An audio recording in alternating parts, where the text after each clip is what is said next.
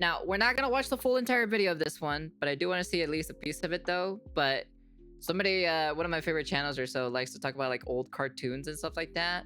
So he made a video. It's almost like 4 hours long. Like I said, if you want to watch the rest of it, like I said, their channel is always down in the link of the description down below, of course.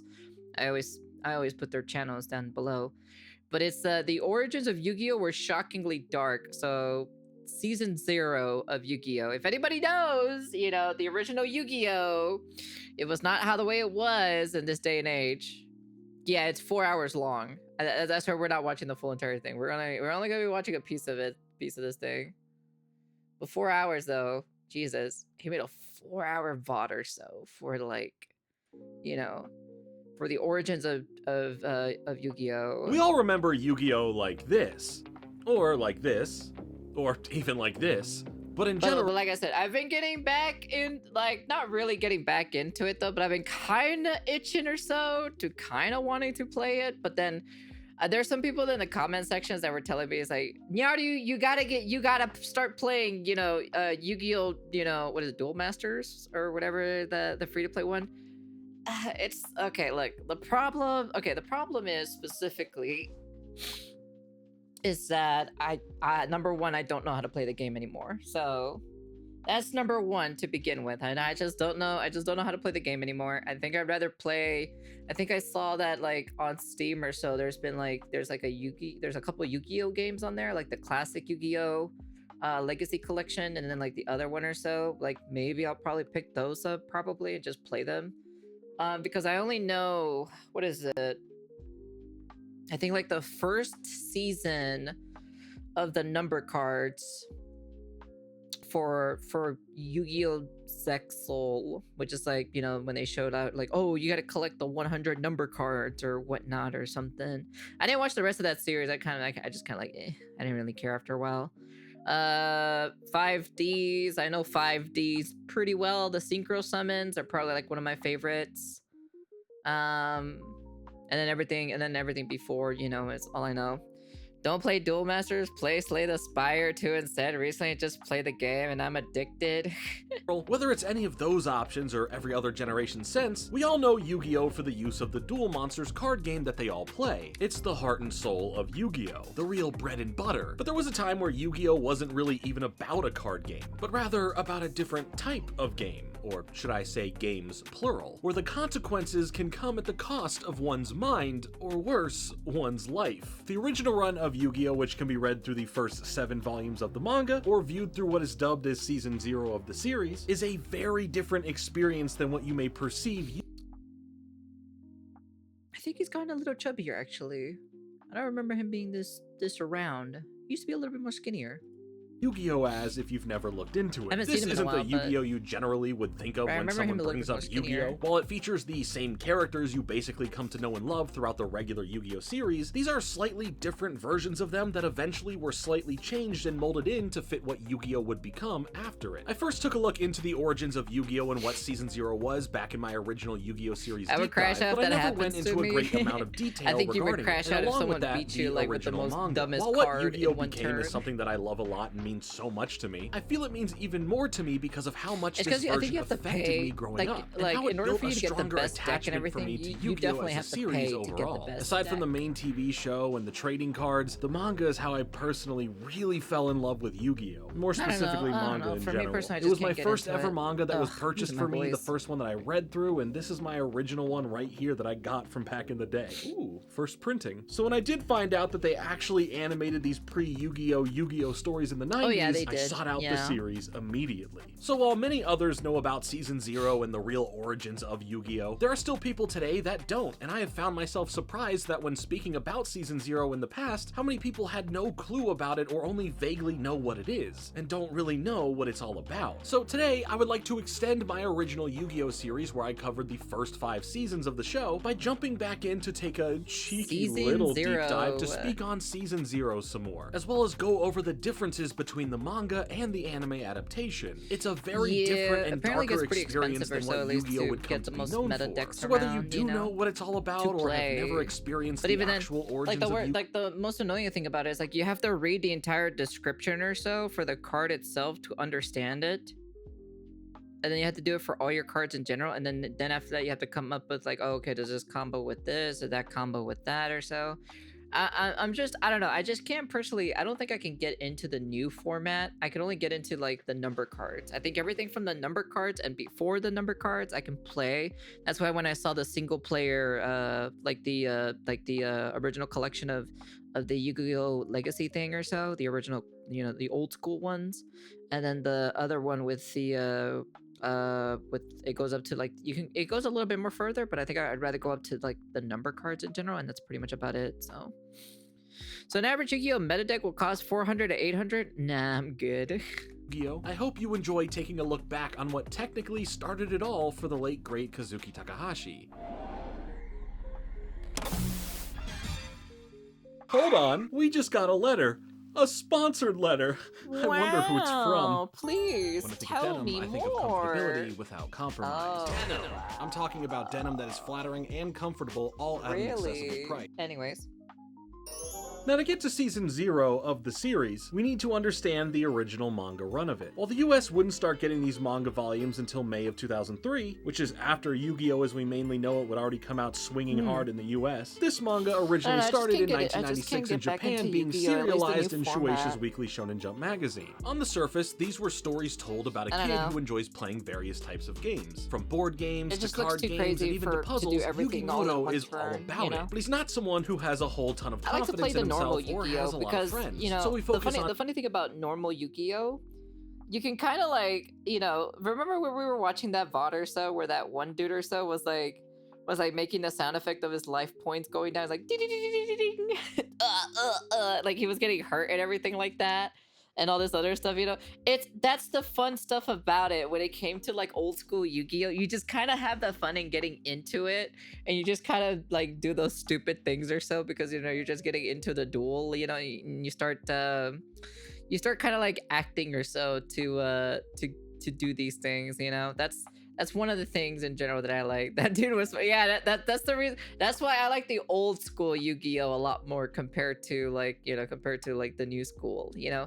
Everything is done in like one single turn, but it's just like, it's kind of lame or so. But then when the duel is like, you know, when the old format or so, you kind of have fun with it, you know. The simplicity of it just makes it funner overall. Him after he ends up solving the puzzle piece placements of this ancient relic called the Millennium Puzzle, and from there, his life is changed forever, with the spirit of an ancient pharaoh whose personality takes over this kind-hearted student and plays games with dangerous consequences with the various bad people or those with darkness in their hearts that cause problems for Yugi and his friends or acquaintances. As the series progresses, we see Yugi find more confidence in himself and build a tighter friend group through the often dark and sometimes wacky situations we find these characters in. Within these stories featuring what would become the iconic friend group surrounding Yugi, some of their names are different, as it was all before they were translated specifically for the regular anime when that would eventually come to the States. So while Yugi Moto is still technically Yugi Moto, characters like Taya and Tristan are their original names of Anzu and Honda. And of course, the goat of all goats, Joey Wheeler, is known here as Jinochi. Before we get to each of the episodes in the anime, we need to understand what the base concept of the manga was really all about. Fine, I accept your challenge. It's time to duel! To understand how different Yu-Gi-Oh! Truly started out, we have to look at the original 7 volumes of the manga, where throughout Weekly Shonen Jump in Japan, the series, which translates to The King of Games, would be released as a horror manga. This world we get brought into and the characters within it are much like we would see in the original series that you'd be most familiar with. We just wouldn't have them as we know them in a traditional sense just yet. It focuses on Yugi and the variety of games he likes to play, and through the spirit of the pharaoh coming to him with the Millennium Puzzle, another type of game starts being Yo, I ain't gonna lie, he looks creepy as hell in some of these panels.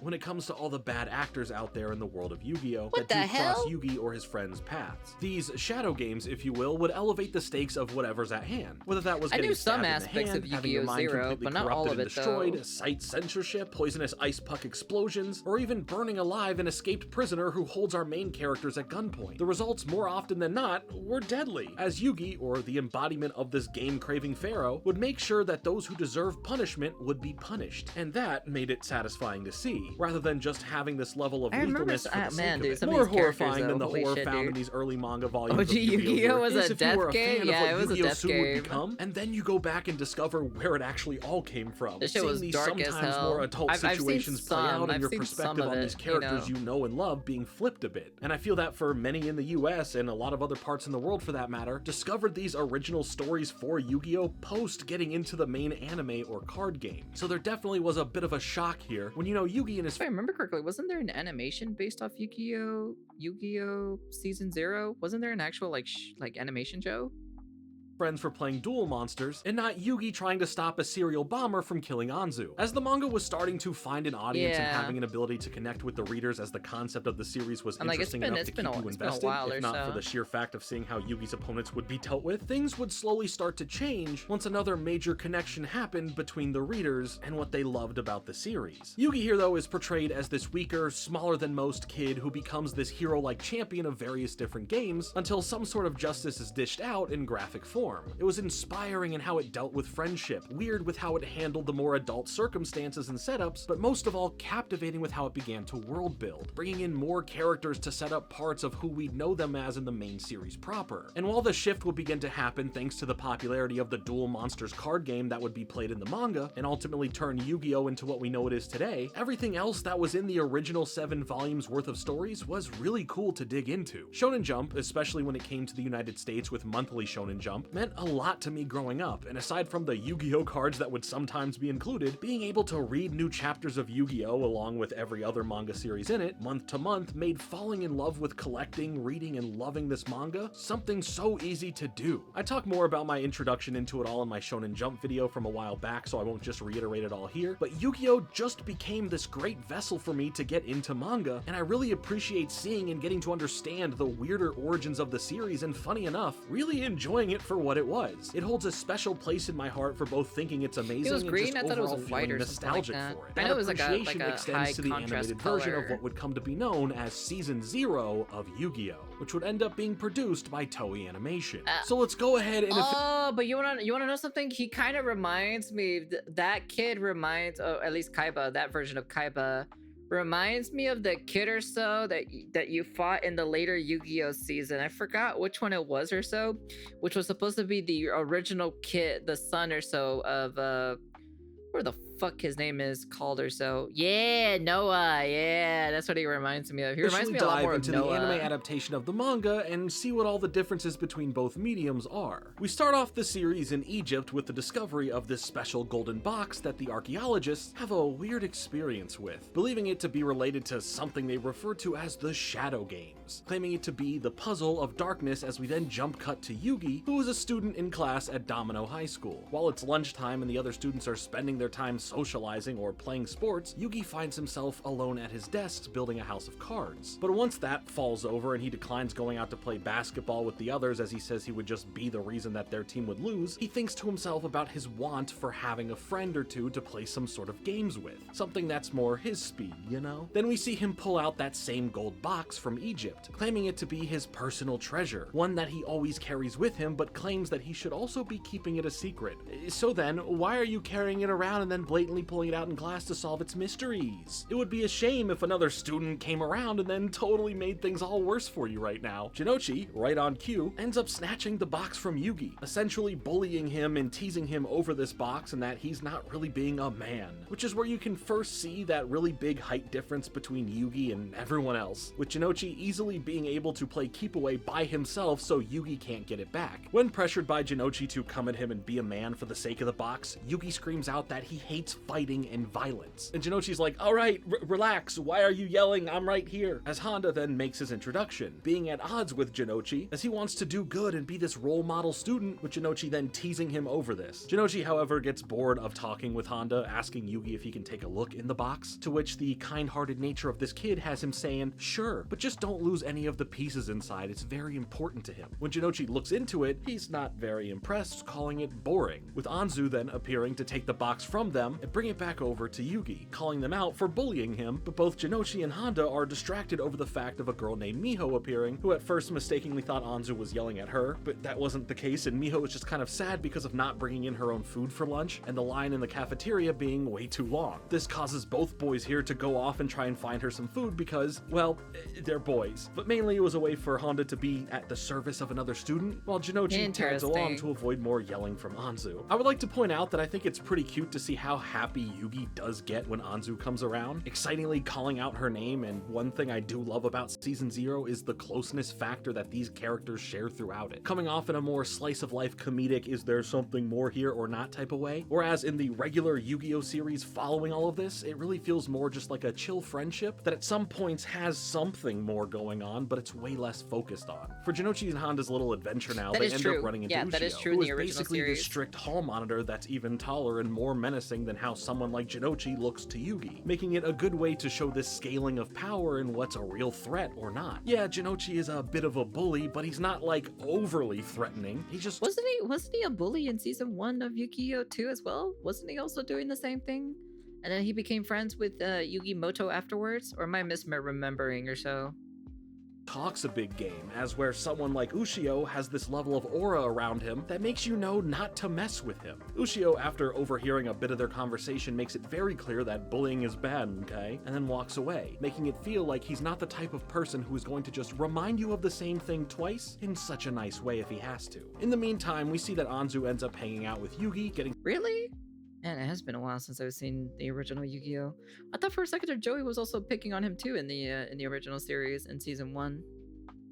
some time to talk to him about sticking up for himself, but when the conversation leads to Yugi looking a little too down in the dumps, Anzu switches things up, wanting to know what the box is all about anyway, with Yugi very excitingly getting to explain to her that this is some sort of puzzle and that his grandpa owns a game store where they have games from all over the world in it. But Yugi found this box covered in dust and left in the corner, getting permission to keep it, mentioning the lore about it being discovered in Egypt. What had Yugi so curious in the first place to want to solve the puzzle in general is that on the front of the box, it basically says whoever solves this puzzle. Because I thought, cause then something bad happened to Joey, and then Yugi did something to save Joey or so in some predicament or something like that. I don't know. It was something like that sort of nature. That's why, and that's how they became buddies or something like that.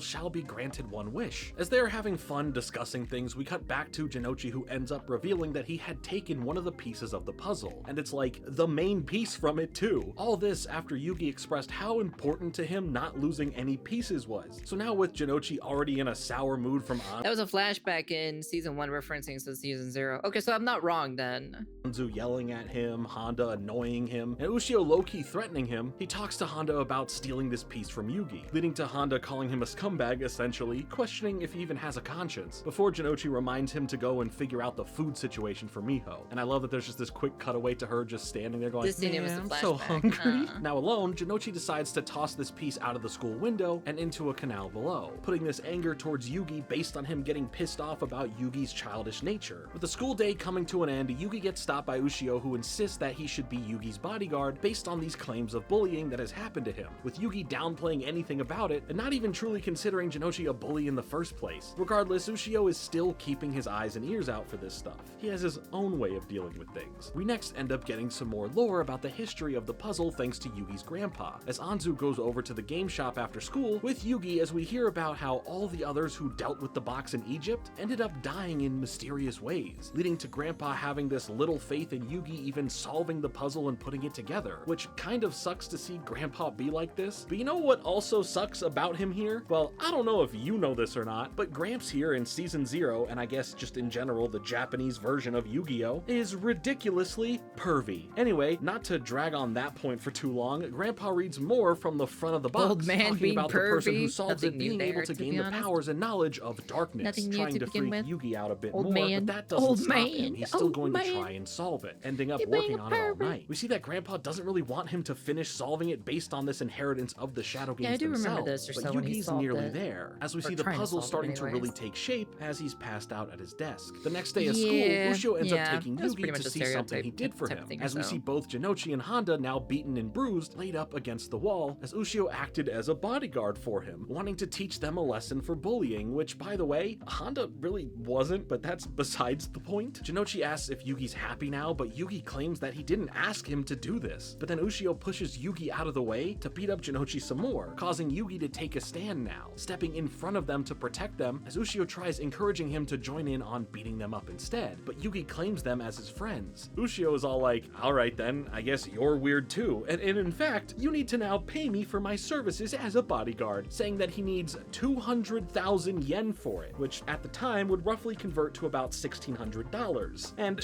what the heck? What average high school kid had that much money to begin with, especially in the 90s? There's just no way Yugi here could afford that, let alone anyone else in this whole school probably. So now Yugi's stressing, not sure how he can come up with the money, but on the bright side, that puzzle is nearly complete. But on the not so bright side, again, Yugi realizes that he's missing the final piece. We also see while Jinochi and Honda are walking together that Jinochi is feeling a type of way regarding what Yugi said earlier when he stuck up for them, having the words about friendship ring in his ear. In the meantime, while Yugi's frantically retracing his steps and looking for this final piece, he ends up running into Ushio, who asks about his fee, with Yugi saying that there's no way that he can pay that. At the same time, we see that Jinochi had jumped into the canal to get that final puzzle piece back, with Honda noticing that Yugi is being walked somewhere by Ushio. So once Jinochi gets back out, the two of them go after Ushio, coming across him now having roughed Yugi up, much like Ushio did to them earlier. They both run over to help Yugi and make sure that he's okay, with Jinochi placing the final puzzle piece in Yugi's hand, as they then go and try and stick up for him, charging into a fight against Ushio.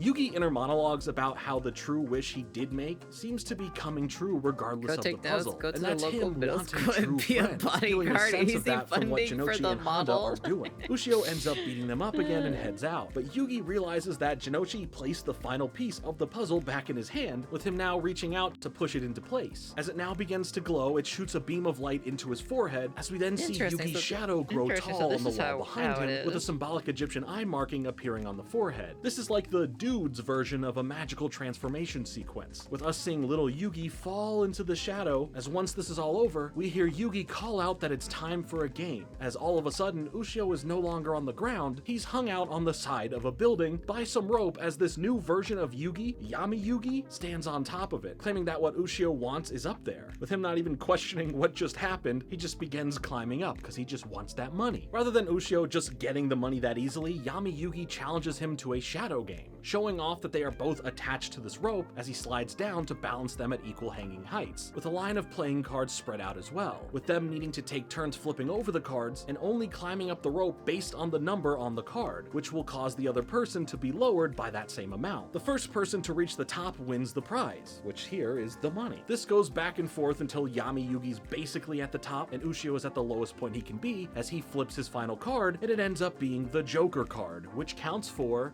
nothing. And rather than playing fair and losing, Ushio says screw it and starts trying to climb back up, as Yami Yugi warns him of the consequences for doing so, but Ushio tries to swing at him, as then Yami Yugi starts falling towards the ground with a smile on his face. It's very freaky, but you know, he's the good guy, right? I think. When Ushio realizes that the money was actually just some more playing cards, Yami Yugi says that the door of darkness has been opened, as we see Ushio fall to the ground, as Yami Yugi, who has caught himself from falling further, says that the purpose of these shadow games is to see a person's true character, and for Ushio's own greed, he shall now be consumed by the darkness, with him falling into the canal that is also infested with some sort of monsters that end up presumably eating him. Now, you're probably thinking two different things from all this. One, that was pretty dark, and two, that's not how it happened in the manga. There are differences from the manga version to the anime version. That's fucking insane, here that the game they are playing in the manga being in relation to a knife that the character shows off as a threat. He ends up cheating in that game as well, opting to try and get Yami Yugi with his knife, and because of this, Yami Yugi ends up punishing his greed, with him only seeing things as money, where in reality he's just playing with and tossing up in the air leaves and garbage. So Yami Yugi essentially messes up his mind rather than just basically killing him. And also, for the end of this episode, we see that he didn't kill Ushio. It kind of ends in a similar way, with his mind being messed up as he's screaming and crying on the ground thinking that what he is seeing is real, and the rest of his friends are like, hey, what's wrong with him? I don't know what's going on.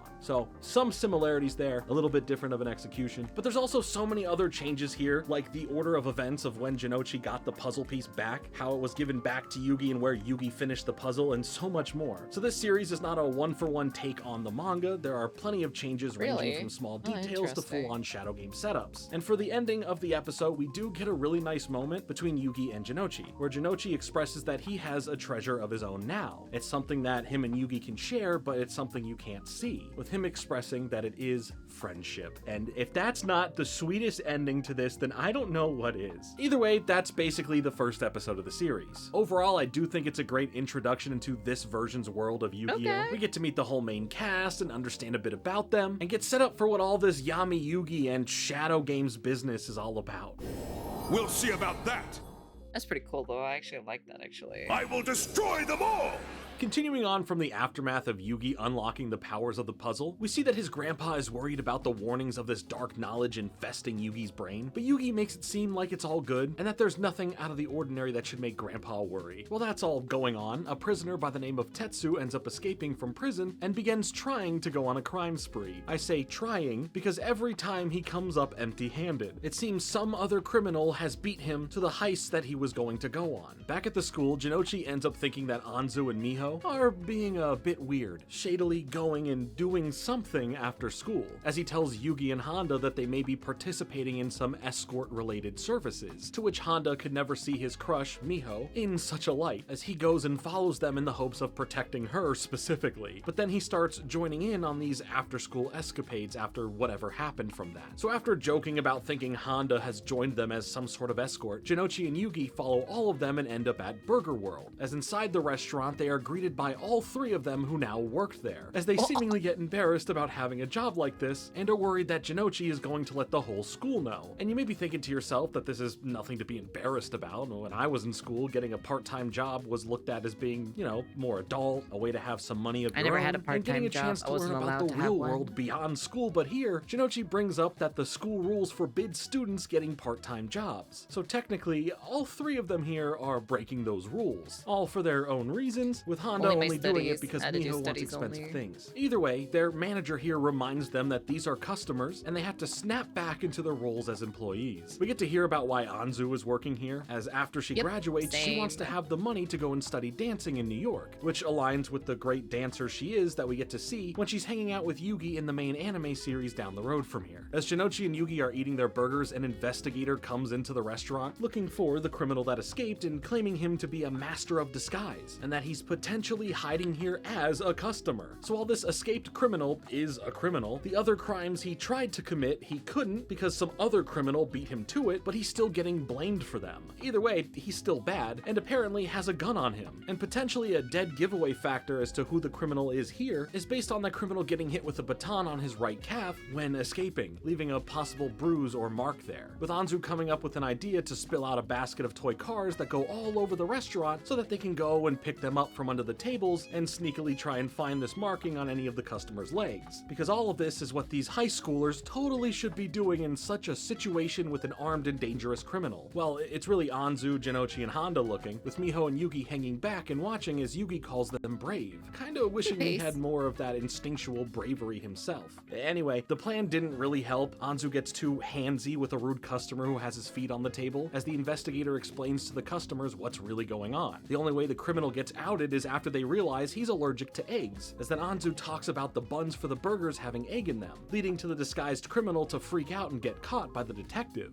Anzu lied about the eggs in the buns on purpose for this guy to expose himself, but even though they have the right criminal here, that's not where this whole thing ends, as Tetsu falls on top of the restaurant manager and then notices that that guy has a bruise on his right calf, as he then rips the manager's shirt when getting back up, exposing this giant spider tattoo on his back, and then calling him the yellow spider, but like that spider was like purple or something. Whatever, who cares? This new criminal is the other criminal that has been on the loose and committing crimes that Tetsu has been getting blamed for that he didn't commit but wanted to. He takes Anzu hostage at gunpoint, as he then calls Tetsu the Hedgehog as his criminal nickname. And you gotta appreciate the time where there was all these criminals that had these cool nicknames, because people committing crimes today just end up being some dude named Eric or something. If your name is Eric and you have a criminal record, let us know in the comments below. Anyway, this guy explains to Tetsu how he knew what crimes he was going to commit, leading to how he committed them before him, as Tetsu remembers that he's been eating here before he went to commit those crimes, and ate these burgers no problem, feeling stupid that he outed himself over something he already knew wasn't true. But Tetsu really isn't important anymore because we're focusing on this other guy, as this other criminal puts a blindfold on Anzu, sitting her in a booth next to him as he demands that everyone stays on the ground aside from Yugi because he looks small and weak and he can have this unassuming kid do what he commands, wanting him to bring some booze and some smokes, with Anzu worried about Yugi being in trouble from this, leading to her being slapped in the face by the criminal, which was a big mistake, as Yugi's bravery moment comes out in the form of Yami Yugi taking over, initiating a shadow game with the criminal. For the setup of the game, Yami explains that they can each move only one finger of their choice, with the criminal choosing his right hand index finger, showing off that he's ready to use it to pull the trigger of his gun. Yami ends up choosing his right hand thumb, which confuses the criminal as to what Yami could even do with it, as he just starts pouring his alcohol into the glass in front of him. Yami then says once the game starts, you can do whatever you want, as we see the criminal's finger on the trigger, but when it does start, Yami uses his thumb to flick open and ignite the lighter, reaching over the table to light the guy's cigarette as he waits to shoot because he'll take having his cig lit for him since he can't use his other fingers right now. Yami then tells him to keep the lighter, dropping it right on top of his pouring hand as the booze is still pouring out and beginning to overflow, and with it being highly flammable, he's trapped from moving his hand, as if he does, it could lead to him setting himself on fire. Yami starts rescuing Anzu from the situation, as the guy is currently stuck with what to do, knowing that firing the gun will shake the lighter and cause it to fall and spark the fire, but instead of playing by the rules of the game, he uses his other hand to place the gun on the table so that he can just grab the lighter, saving himself from burning. But Yami won't let cheaters win, so when the guy picks his gun back up to fire it at Yami, it's soaked in booze, causing it to ignite when he fires it, which in turn sets himself on fire. But this is just an illusion that only the criminal can see and feel. He's not really dying here, it's just the punishment of the shadow game. So while the day is saved here, the big moments to take away from all of this are what Anzu experienced while being blindfolded, noting that she heard a distinct difference in the voice of who was saving her versus what she knows Yugi sounds like, as she wonders who that was or if there's anything deeper to it. Now, when it comes to the manga, holy moly, things are way different. For the story there, the escaped criminal is the main bad guy that we deal with, and the setup in getting to the whole Burger World incident is mostly the same, minus the existence of Miho and not having Honda involved. It's just Anzu working there. The criminal, who has his prison number of 777 tattooed on his head and is feeling like the stars are aligning for him based on him escaping, just ends up coming across Burger World, coming in to take Anzu hostage in order to just get some free food to eat before he continues his escape, which is just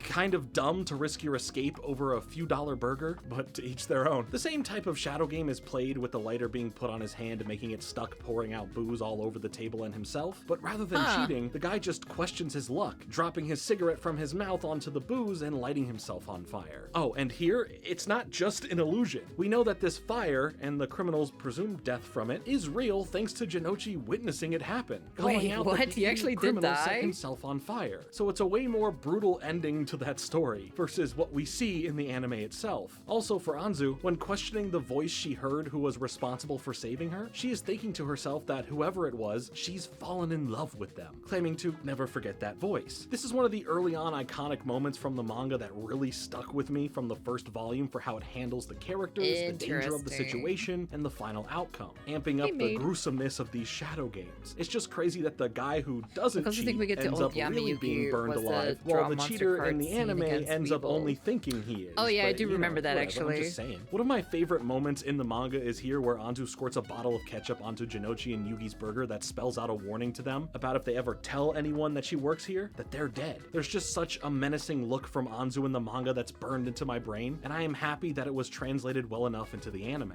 I do love how sincere Jinochi comes off in this moment though, as after understanding why Anzu is working here in the first place, and her not wanting this to get her in trouble at school, Jinochi verbally promises that he wouldn't do that to her. He wouldn't get her in trouble, and if he did, he promises that he'll force himself to eat 10,000 burgers, which to some may be a good thing. Doesn't sound like the worst punishment, but all that to say, it was a good early moment in the manga that shows us that Jinochi is a good dude at the end of the day, and I am glad it comes off just as sincere in the anime as well. Now there are a whole bunch of moments that didn't make it from the manga into the anime, or moments that were completely changed from the manga to the anime. Might have been a little bit too dark, moments that I really loved growing up and that really mean something to me now, and I feel so nostalgic about that just aren't in the anime, or they're just completely changed for it, that you really do only get to experience now through the manga medium. So coming out here on the channel for members only is going to be a bonus video where I go over some of my favorite moments from the manga, but really get to see some of the big moments that didn't get an anime adaptation, as well as even a whole character that was just cut out and never given a chance to shine in the anime. So feel free to become a member of the channel to get access to this bonus video once it drops here in the next day or so, and I truly appreciate everyone who has become a member to help support the channel. Episode 3 really ends up being this loose proof of concept for how the regular first episode of the Yu-Gi-Oh anime starts, with it being about this card game called Duel Monsters that a lot of people are into, with Yugi here teaching the others at school how to play it, as we also see that there is a special playing field that can affect the monster that you play by changing its stats depending on where it's placed on the field. We also get our introduction to Seto Kaiba, who we see as this wealthy kid that is going around and collecting all these rare cards. He really does look like Noah, not gonna lie. As we see at the start with him getting the Dark Magician card. Also, yeah, he has green hair here for whatever reason, but anyway, when he transfers to the school our main characters are at, he ends up hitting it off with Yugi, as they bond over their interest in duel monsters, with Kaiba coming off as a nice person in general at the moment. He invites Yugi and the others over to his mansion as we see so many rare cards that he's collected, wondering if Yugi has any of his own, with Anzu then noting that Yugi's grandpa has a shop with rare cards in it as they all head over there now, with the rarest card his grandpa has being the Blue Eyes White Dragon, shocking Kaiba to see it, knowing that he needs this card in his collection no matter what, offering Yugi's grandpa a whole briefcase of rare cards as a trade for it, but he doesn't accept, claiming that the card means a lot to him as it was a gift from a close friend. Of course, Kaiba begins to obsess over this card, wanting to figure out a way to get his hands on it. The next day at school, Kaiba had Yugi bring that card in so that he can have a chance to look at it once more, but in doing this, he sneakily tries to swap the Blue Eyes for a fake version of it, thinking he could get away with it, but we see that Jinochi and Honda notice him doing this. At the end of the day, we see Yugi walking home somewhat sad while looking at the card, learning from Anzu that Jinochi and Honda went to play some duel monsters with Kaiba. But what's really happening is that they find Kaiba on the roof of the school as they're confronting him about what they saw, accusing him of stealing the Blue Eyes card from Yugi. This ends up getting physical with Kaiba's bodyguards beating up both of them, as Yugi ends up getting there right after, seeing them defeated as Kaiba stands there smirking, claiming that he's being accused of something that he didn't do, but Yugi, in the most innocent and nicest way possible, tells him to basically